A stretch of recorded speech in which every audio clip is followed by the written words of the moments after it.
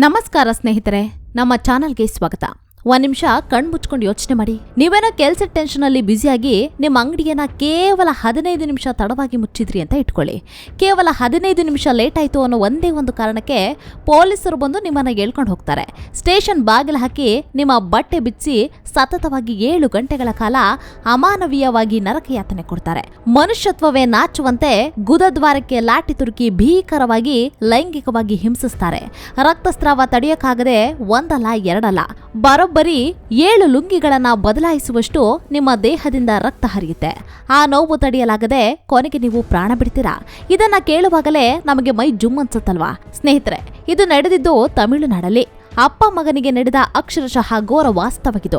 S, ಇಡೀ ದೇಶವನ್ನೇ ಬೆಚ್ಚಿ ಬೀಳಿಸಿದ್ದ ಸತ್ತಾನ್ಕುಲಂ ಜಯರಾಜ್ ಮತ್ತು ಬೆನಿಕ್ಸ್ ಕಸ್ಟೋಡಿಯಲ್ ಡೆತ್ ಕೇಸ್ ಇದು.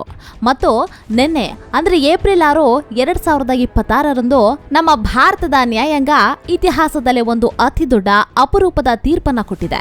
ಬರೋಬ್ಬರಿ 9 ಜನ ಪೊಲೀಸ್ ಅಧಿಕಾರಿಗಳಿಗೆ ಗಲ್ಲು ಶಿಕ್ಷೆ ಅಂದ್ರೆ ಡೆತ್ ಪೆನಾಲ್ಟಿಗೆ ವಿಧಿಸಲಾಗಿದೆ. ಹೌದು, ಈ 9 ಜನ ಕಾಮುಕ ರಾಕ್ಷಸರು ಆ ಅಪ್ಪ ಮಗನಿಗೆ ಅಸಲಿಗೆ ಮಾಡಿದಾದ್ರೂ ಆ ಡೆಡ್ಲಿ ರಾತ್ರಿ ಪೊಲೀಸ್ ಸ್ಟೇಷನ್ ಒಳಗೆ ನಡೆದ ಆ ಭೀಕರ ಘಟನೆಯಾದ್ರೂ ಏನು? ಬನ್ನಿ ಇವತ್ತಿನ ಈ ವಿಡಿಯೋದಲ್ಲಿ ಇದರ ಬಗ್ಗೆ ಸಂಪೂರ್ಣವಾಗಿ ತಿಳಿಸ್ಕೊಡ್ತೀನಿ. ಅದಕ್ಕೂ ಮುಂಚೆ ನೀವಿನ್ನು ನಮ್ಮ ಚಾನಲ್ಗೆ ಸಬ್ಸ್ಕ್ರೈಬ್ ಆಗಿಲ್ಲ ಅಂದ್ರೆ ಈ ಕೂಡಲೇ ಸಬ್ಸ್ಕ್ರೈಬ್ ಆಗಿ ಹಾಗೂ ಬೆಲ್ ಐಕಾನ್ ಅನ್ನು ಕ್ಲಿಕ್ ಮಾಡಿ. ಸ್ನೇಹಿತರೆ, ಇಡೀ ಪ್ರಪಂಚವೇ ಕೊರೋನಾ ಲಾಕ್ಡೌನ್ ಭೀತಿಯಲ್ಲಿ ನಡುಗ್ತಾಗಿತ್ತು. ತಮಿಳುನಾಡಿನ ತೂತುಕುಡಿ ಜಿಲ್ಲೆಯ ಸತ್ತಾನ್ಕುಲಂ ಅನ್ನೋ ಊರಲ್ಲಿ 59 ವರ್ಷದ ಜಯರಾಜ್ ಹಾಗೂ ಅವರ 31 ವರ್ಷದ ಮಗ ಬೆನಿಕ್ಸ್ ಒಂದು ಮೊಬೈಲ್ ಆಕ್ಸೆಸರೀಸ್ ಮತ್ತು ಟಿಂಬರ್ ಅಂಗಡಿಯನ್ನ ಇಟ್ಕೊಂಡು ನೆಮ್ಮದಿಯಿಂದ ಜೀವನ ಮಾಡ್ಕೊಂಡಿದ್ರು. ಅಂದು ಸಂಜೆ ಲಾಕ್ಡೌನ್ ರೂಲ್ಸ್ ಪ್ರಕಾರ ಅಂಗಡಿ ಮುಚ್ಚುವ ಟೈಮ್ಗಿಂತ ಕೇವಲ 15 ನಿಮಿಷ ಹೆಚ್ಚು ಹೊತ್ತು ಅಂಗಡಿ ಓಪನ್ ಇಟ್ಟಿದ್ರು ಅನ್ನೋದು ಪೊಲೀಸರ ಆರೋಪ. ಅದೇ ಟೈಮಿಗೆ ಸರಿಯಾಗಿ ಪೊಲೀಸರ ಪೆಟ್ರೋಲಿಂಗ್ ಗಾಡಿ ಅಲ್ಲಿಗೆ ಬಂದು ನಿಲ್ಲುತ್ತೆ. ಆ ಟೈಮ್ನಲ್ಲಿ ಪೊಲೀಸರಿಗೂ ಪಬ್ಲಿಕ್ಕಿಗೂ ಒಂದು ಸಣ್ಣ ಮಾತಿನ ಚಕಮಕಿ ಶುರುವಾಗುತ್ತೆ. ಈ ಈಗೋ ಎಲ್ಲಿಗೆ ಹೋಗುತ್ತೆ ಅಂದ್ರೆ ಪೊಲೀಸರು ತಕ್ಷಣ 59 ವರ್ಷದ ಜಯರಾಜ್ ಅವರನ್ನ ಜೀಪಲ್ಲಿ ಹತ್ತಿಸ್ಕೊಂಡು ಸ್ಟೇಷನ್ಗೆ ಕರ್ಕೊಂಡು ಹೋಗ್ತಾರೆ. ಅಪ್ಪನನ್ನ ಪೊಲೀಸರು ಕರ್ಕೊಂಡು ಹೋದ್ರು ಅಂತ ವಿಷಯ ಗೊತ್ತಾದ ತಕ್ಷಣ ಗಾಬರಿಯಾದ ಮಗ ಬೆನಿಕ್ಸ್ ತನ್ನ ಸ್ನೇಹಿತರ ಜೊತೆ ಅಪ್ಪನ ಬಿಡಿಸ್ಕೊಂಡು ಬರೋಣ ಅಂತ ಓಡಾಡಿ ಸತ್ತನ್ಕುಲಂ ಪೊಲೀಸ್ ಸ್ಟೇಷನ್ಗೆ ಬರ್ತಾರೆ. ತನ್ನ ಅಪ್ಪನ ಬಗ್ಗೆ ವಿಚಾರಿಸೋಕೆ ಅಂತ ಬೆನಿಕ್ಸ್ ಸ್ಟೇಷನ್ ಒಳಗೆ ಕಾಲಿಡ್ತಾರೆ. ಆದ್ರೆ ಆ ಮಗನಿಗೆ ಸ್ವಲ್ಪವೂ ಅಂದಾಜಿರ್ಲಿಲ್ಲ ಅದೇ ಅವನ ಜೀವನದ ಕೊನೆಯ ಹೆಜ್ಜೆ ಅಂತ. ಹೌದು, ಬೆನಿಕ್ಸ್ ಸ್ಟೇಷನ್ ಒಳಗೆ ಹೋದ ತಕ್ಷಣ ಹೊರಗಡೆ ಇದ್ದ ಅವನ ಲಾಯರ್ ಸ್ನೇಹಿತನನ್ನ ದಬ್ಬಿ ಪೊಲೀಸರು ಸ್ಟೇಷನ್ ಬಾಗಿಲನ್ನ ಒಳಗಡೆಯಿಂದ ಲಾಕ್ ಮಾಡ್ತಾರೆ. ಅಲ್ಲಿಗೆ ಶುರುವಾಯ್ತು ನೋಡಿ ಅಸಲಿ ನರಕ. ರಾತ್ರಿ 7:45ಕ್ಕೆ ಶುರುವಾದ ಆ ಟಾರ್ಚರ್ ಮರುದಿನ ಬೆಳಗಿನ ಜಾವ 3 ಗಂಟೆಯವರೆಗೂ ಕಂಟಿನ್ಯೂ ಆಗುತ್ತೆ. ಆ 7 ಗಂಟೆಗಳ ಕಾಲ ಒಳಗೆ ನಡೆದಿದ್ದೇನು ಅಂತ ಸಿಬಿಐ ಚಾರ್ಜ್ ಶೀಟ್ ನಲ್ಲಿ ಉಲ್ಲೇಖ ಮಾಡಿರೋ ಡೀಟೇಲ್ಸ್ ಕೇಳಿದ್ರೆ ನೀವು ಒಂದು ಕ್ಷಣ ಸ್ತಬ್ಧರಾಗ್ತೀರಾ. ರಾತ್ರಿ 11:30ರ ಸುಮಾರಿಗೆ ಸಬ್ ಇನ್ಸ್ಪೆಕ್ಟರ್ ರಘು ಗಣೇಶ್ ಸ್ಟೇಷನ್ಗೆ ಎಂಟ್ರಿ ಕೊಡ್ತಾನೆ. ಏಂದ್ರೋ, ನಮ್ಮ ಪೊಲೀಸರ ಎದುರುಗಡೆನೆ ವಾಯ್ಸ್ ರೈಸ್ ಮಾಡ್ತೀರಾ, ನಮ್ಮನ್ನೇ ಪ್ರಶ್ನೆ ಮಾಡ್ತೀರಾ ಅಂತ ಶುರುವಾದ ಆಕ್ರೋಶ ಅಪ್ಪ ಮಗನನ್ನ ಸಂಪೂರ್ಣ ಬೆತ್ತಲೆ ಮಾಡಿ ಮನ ಬಂದಂತೆ ಲಾಠಿಯಲ್ಲಿ ಹೊಡೆಯೋ ಲೆವೆಲ್ಗೆ ಹೋಗುತ್ತೆ. ಇನ್ಸ್ಪೆಕ್ಟರ್ ಶ್ರೀಧರ್ ಈ ಇಡೀ ಕ್ರೌರ್ಯದ ಮಾಸ್ಟರ್ ಮೈಂಡ್ ಆಗಿರ್ತಾನೆ. ಆತ ಸ್ಟೇಷನ್ ಒಳಗೆ ಕೂತ್ಕೊಂಡು ಕಮಾಂಡ್ ಮಾಡ್ತಾ ಇದ್ದ. ಯಾವಾಗ ಸ್ಟೇಷನ್ ಒಳಗೆ ಅಪ್ಪ ಮಗನ ನೋವಿನ ಕಿರುಚಾಟ ನಿಂತು ಸೈಲೆಂಟ್ ಆಗುತ್ತೋ, ಯಾಕೆ ಸೈಲೆಂಟ್ ಆಯ್ತೋ ಮತ್ ಹೊಡಿರಿ, ಅವ್ರನ್ನ ಜೀವಂತಾಗಿದ್ದಾರೆ ಅಂತ ತನ್ನ ಸಿಬ್ಬಂದಿಗೆ ಎತ್ಕಡ್ತಾ ಇದ್ದಂತೆ ಆ ನೀಚ.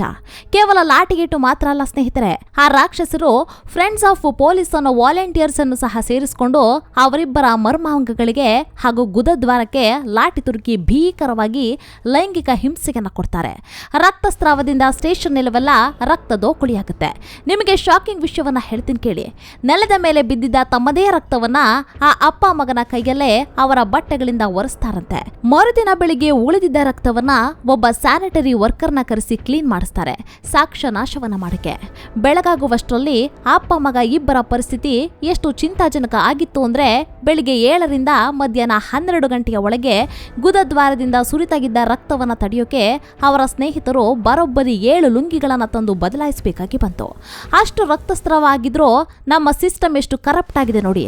ಅವರಿಬ್ಬರನ್ನ ಕೋವಿಲ್ಪಟ್ಟಿ ಸರ್ಕಾರಿ ಆಸ್ಪತ್ರೆಗೆ ಕರ್ಕೊಂಡು ಹೋದಾಗ ಅಲ್ಲಿನ ಡಾಕ್ಟರ್ ವೆನಿಲಾ ಅನ್ನೋರು ಇಬ್ಬರ ಮೈ ಮೇಲೆ ಅಷ್ಟು ಗಾಯಗಳು ರಕ್ತ ಸುರಿತಾಗಿದ್ರು ಕೂಡ ಕಣ್ಮುಚ್ಕೊಂಡು ಪೊಲೀಸರ ಒತ್ತಡಕ್ಕೆ ಮಣಿದು ಮೆಡಿಕಲ್ ಫಿಟ್ನೆಸ್ ಸರ್ಟಿಫಿಕೇಟ್ ಅನ್ನು ಕೊಡ್ತಾರಂತೆ. ಅಲ್ಲಿಂದ ಸತ್ತಾನ್ ನಾಗನ್ಕುಲಂ ಮ್ಯಾಜಿಸ್ಟ್ರೇಟ್ ಡಿ ಸರವಣ್ಣವರ ಮನೆಗೆ ಕರ್ಕೊಂಡು ಹೋಗ್ತಾರೆ.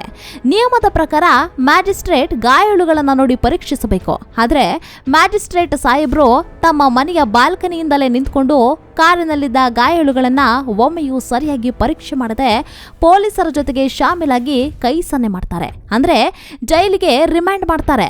ವ್ಯವಸ್ಥೆಯ ಪ್ರತಿಯೊಂದು ಕೊಂಡಿಯೂ ಆ ಅಮಾಯಕ ಅಪ್ಪ ಮಗನಿಗೆ ಆ ದಿನ ಕೈ ಕೊಟ್ಟಿತ್ತು. ಇಬ್ಬರ ಮೇಲೂ ಐಪಿಸಿ ಸೆಕ್ಷನ್ 188, 353 ಮತ್ತು 506 ಕ್ಲಾಸ್ 2 ಅಂತ ಸುಳ್ಳು ನಾನ್ ಬೇಲೆಬಲ್ ಕೇಸ್ಗಳನ್ನ ಹಾಕಿ ಸಬ್ ಜೈಲಿಗೆ ಕಳಿಸ್ತಾರೆ. ಸಬ್ ಜೈಲಲ್ಲಿ ಇಬ್ಬರ ಆರೋಗ್ಯ ಸಂಪೂರ್ಣವಾಗಿ ಹದಗೆಡುತ್ತೆ. ಅವರಿಗೆ ಸರಿಯಾದ ಟ್ರೀಟ್ಮೆಂಟ್ ಕೂಡ ಸಿಗೋದಿಲ್ಲ. ಕೊನೆಗೂ ಜೂನ್ 22ರ ರಾತ್ರಿ 9 ಗಂಟೆಗೆ ತೀವ್ರವಾದ ಆಂತರಿಕ ರಕ್ತಸ್ರಾವದಿಂದ 31 ವರ್ಷದ ಮಗ ಬೆನಿಕ್ಸ್ ಆಸ್ಪತ್ರೆಯಲ್ಲಿ ನರಳಿ ಪ್ರಾಣ ಬಿಡ್ತಾರೆ.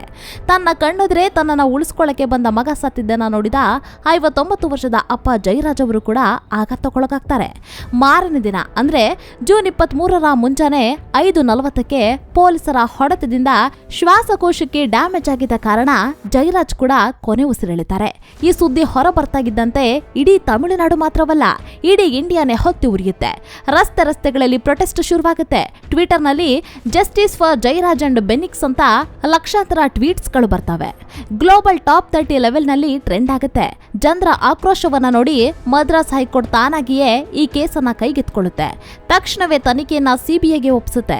ಈ ಕೇಸನ್ನ ಎಫೆಕ್ಟ್ ಎಷ್ಟಿತ್ತು ಅಂದ್ರೆ ತಮಿಳುನಾಡು ಸರ್ಕಾರ ಫ್ರೆಂಡ್ ಆಫ್ ಪೊಲೀಸ್ ವ್ಯವಸ್ಥೆಗೆ ಬ್ಯಾನ್ ಮಾಡುತ್ತೆ. ಇನ್ನು ಸಿಬಿಐ ತನಿಖೆ ಮಾಡಿದಾಗ ಗೊತ್ತಾದಂತಹ ಅತಿ ದೊಡ್ಡ ಶಾಕಿಂಗ್ ಸತ್ಯಕ್ಕೇನಂದ್ರೆ ಅಂದು ಅಪ್ಪ ಮಗ ಲಾಕ್ಡೌನ್ ರೂಲ್ಸ್ ಅನ್ನ ಬ್ರೇಕ್ ಮಾಡಿರಲಿಲ್ಲಂತೆ. ಹೌದು, ಕೇವಲ ಪೊಲೀಸರ ಈಗೋ ಮತ್ತು ದ್ವೇಷದ ಕಾರಣಕ್ಕೆ, ನಾವು ಹೇಳಿದ್ದೇ ಕಾನೂನು ಅನ್ನೋ ಅಹಂಕಾರದ ಕಾರಣಕ್ಕೆ ಅವರ ಮೇಲೆ ಸುಳ್ಳು ಕೇಸನ್ನ ಹಾಕಿ ಟಾರ್ಚರ್ ಮಾಡಲಾಗಿತ್ತು. 6 ವರ್ಷಗಳ ಸುದೀರ್ಘ ಕಾನೂನು ಹೋರಾಟ ಜಯರಾಜ್ ಅವರ ಹೆಂಡತಿ ಸೆಲ್ವರಾಣಿ ಮತ್ತು ಮಗಳು ಪರ್ಸಿಸ್ ನ್ಯಾಯಕ್ಕಾಗಿ ಕಣ್ಣೀರಿಡುತ್ತಲೇ ಹೋರಾಟ ಮಾಡಿದ್ರು. ಈ ಕೇಸ್ನಲ್ಲಿ ಭಾಗಿಯಾಗಿದ್ದ 10 ಜನ ಪೊಲೀಸರಲ್ಲಿ ಸ್ಟೇಷನ್ ಸಬ್ ಇನ್ಸ್ಪೆಕ್ಟರ್ ಪಾಲ್ದುರೈ ಕೊರೋನಾದಿಂದ ಜೈಲಲ್ಲೇ ಸತ್ತಿದ್ದ. ಉಳಿದ 9 ಜನರನ್ನ ಬಿಡಬಾರದು ಅಂತ ಇಡೀ ದೇಶ ಕಾಯ್ತಾಗಿತ್ತು. ಅಂತಿಮವಾಗಿ ಮಾರ್ಚ್ 23, 2026ರಂದು ಮದುರೈ ಸ್ಪೆಷಲ್ ಕೋರ್ಟ್ ಈ 9 ಜನರು ಅಪರಾಧಿಗಳು ಅಂತ ಘೋಷಣೆಯನ್ನ ಮಾಡಿತ್ತು. ಮತ್ತು ನಿನ್ನೆ ಅಂದ್ರೆ ಏಪ್ರಿಲ್ 6, 2026 ಮದುರೈನ 1ನೇ ಹೆಚ್ಚುವರಿ ಜಿಲ್ಲಾ ಮತ್ತು ಸೆಷನ್ಸ್ ಕೋರ್ಟ್ನ ಜಡ್ಜ್ ಜಿ ಮುತ್ತುಕುಮಾರನ್ ಅವರು ತಮ್ಮ ಕುರ್ಚಿಯ ಮೇಲೆ ಕೂತ್ಕೊಂಡು ಈ ಐತಿಹಾಸಿಕ ತೀರ್ಪನ್ನು ಓದಿದ್ರು. ಇನ್ಸ್ಪೆಕ್ಟರ್ ಶ್ರೀಧರ್, ಸಬ್ ಇನ್ಸ್ಪೆಕ್ಟರ್ಗಳಾದ ರಘು ಗಣೇಶ್ ಹಾಗೂ ಬಾಲಕೃಷ್ಣನ್, ಹೆಡ್ ಕಾನ್ಸ್ಟೇಬಲ್ಗಳಾದ ಮುರುಗನ್, ಸಾಮಿದುರೈ ಸೇರಿ ಒಟ್ಟು 9 ಜನ ರಾಕ್ಷಸ ಪೊಲೀಸರಿಗೆ ಗರಿಷ್ಠ ಶಿಕ್ಷೆಯಾದ ಮರಣದಂಡನೆಯನ್ನು ವಿಧಿಸಿದ್ದಾರೆ. ಜೊತೆಗೆ ಅವರೆಲ್ಲರಿಗೂ ಸೇರಿ 1.40 ಕೋಟಿಗೂ ಅಧಿಕ ರೂಪಾಯಿ ದಂಡವನ್ನ ಹಾಕಿದ್ದಾರೆ. ತೀರ್ಪು ಓದುತ್ತಾ ಜಡ್ಜ್ ಹೇಳಿದ ಮಾತು ತುಂಬಾನೇ ಪವರ್ಫುಲ್ ಆಗಿತ್ತು. ಅವ್ರು ಹೇಳಿದ್ರು, ಬೇಲಿಗೆದ್ದು ಹೊಲ ಮೇದಂಗಾಗಿದೆ, ರಕ್ಷಣೆ ಕೊಡಬೇಕಾದವರೇ ಭಕ್ಷಕರಾಗಿದ್ದಾರೆ. ಇವರು ಶಸ್ತ್ರಾಸ್ತ್ರಗಿಲ್ಲದ ಅಮಾಯಕರನ್ನ ಇಡೀ ರಾತ್ರಿ ವ್ಯವಸ್ಥಿತವಾಗಿ ಹಿಂಸಿಸಿದ್ದಾರೆ. ಇವರಿಗೆ ಬರೀ ಜೀವಾವಧಿ ಶಿಕ್ಷೆ ಕೊಟ್ರೆ ಖಂಡಿತ ಸಾಲದು. ಈ ತೀರ್ಪು ಮುಂದೆ ಯಾವತ್ತೂ ಯಾವೊಬ್ಬ ಅಧಿಕಾರಿಯೂ ಇಂಥ ಕೃತ್ಯವನ್ನ ಎಸಗಬಾರದು ಅನ್ನೋದಕ್ಕೆ ಒಂದು ದೊಡ್ಡ ಪಾಠವಾಗಬೇಕು ಅಂತ ಹೇಳಿದ್ದಾರೆ. ಜಯರಾಜ್ ಅವರ ಪತ್ನಿ ಕೂಡ ಈ ತೀರ್ಪಿನಿಂದ ನಮಗೆ ಸಮಾಧಾನ ಆಗಿದೆ, ಈ ನರಹಂತಕರಿಗೆ ಇದೇ ರೀತಿಯ ಶಿಕ್ಷೆ ಆಗ್ಬೇಕಿತ್ತು ಅಂತ ಕಣ್ಣೀರು ಹಾಕಿದ್ದಾರೆ. ಸ್ನೇಹಿತರೆ, ಆ 9 ಪೊಲೀಸರಿಗೆ ಗಲ್ಲು ಶಿಕ್ಷೆ ಆಗಿರೋದು ಖಂಡಿತ ಆ ಕುಟುಂಬದ ಕಣ್ಣೀರನ್ನ ಸ್ವಲ್ಪ ಮಟ್ಟಿಗೆ ಒರೆಸಿದೆ ಅನ್ನೋದು ನಿಜ. ಆದ್ರೆ ಯೋಚನೆ ಮಾಡಿ, ನಮ್ಮ ವ್ಯವಸ್ಥೆಯಲ್ಲಿರುವ ಆ ಡಾಕ್ಟರ್ ವೆನಿಲಾ ಮತ್ತು ಆ ಮ್ಯಾಜಿಸ್ಟ್ರೇಟ್ ಸರವಣನ್ ಇವರು ಕೂಡ ತಮ್ಮ ಕರ್ತವ್ಯವನ್ನ ಅಂದು ಪ್ರಾಮಾಣಿಕವಾಗಿ ಸರಿಯಾಗಿ ಮಾಡಿದ್ರೆ ಆ ಅಮಾಯಕ ಅಪ್ಪ ಮಗ ಇವತ್ತು ನಮ್ಮ ಮಧ್ಯೆ ಬದುಕಿರ್ತಿದ್ರು ಅಲ್ವಾ. ಪವರ್ ನಮ್ಮ ಕೈಯಲ್ಲಿದೆ, ನಾವೇನ್ ಬೇಕಾದ್ರೂ ಮಾಡಬಹುದು ಅಂತ ಸಾಮಾನ್ಯ ಜನರ ಮೇಲೆ ದೌರ್ಜನ್ಯ ಮಾಡೋ ಪ್ರತಿಯೊಬ್ಬರಿಗೂ ಇವತ್ತು ಬಂದಿರೋ ಈ ತೀರ್ಪು ಒಂದು ನಡುಕವನ್ನ ಹುಟ್ಟಿಸಿರ್ಬೇಕು. ಈ ಇಡೀ ಘಟನೆ ಮತ್ತು ನೆನ್ನೆ ಬಂದಿರೋ ಈ ಐತಿಹಾಸಿಕ ತೀರ್ಪಿನ ಬಗ್ಗೆ ನಿಮ್ಮ ಅನಿಸಿಕೆಗೇನು? ಇದು ಸರಿಯಾದ ನ್ಯಾಯ ಅಂತ ನಿಮ್ಗೆ ಅನ್ಸುತ್ತಾ? ನಿಮ್ಮ ಅನಿಸಿಕೆಗಳನ್ನ ದಯವಿಟ್ಟು ಕಾಮೆಂಟ್ ಮಾಡಿ ತಿಳಿಸಿ. ಈ ವಿಡಿಯೋ ನಿಮಗೆ ಇಷ್ಟವಾಗಿದ್ರೆ ಲೈಕ್ ಮಾಡಿ, ಶೇರ್ ಮಾಡಿ ಮತ್ತು ನಮ್ಮ ಚಾನೆಲ್ಗೆ ಸಬ್ಸ್ಕ್ರೈಬ್ ಆಗೋದನ್ನ ಮರಿಬೇಡಿ. ಮತ್ತೊಂದು ವಿಡಿಯೋದೊಂದಿಗೆ ಬರ್ತೀವಿ. ಅಲ್ಲಿಯವರೆಗೂ ಧನ್ಯವಾದಗಳು.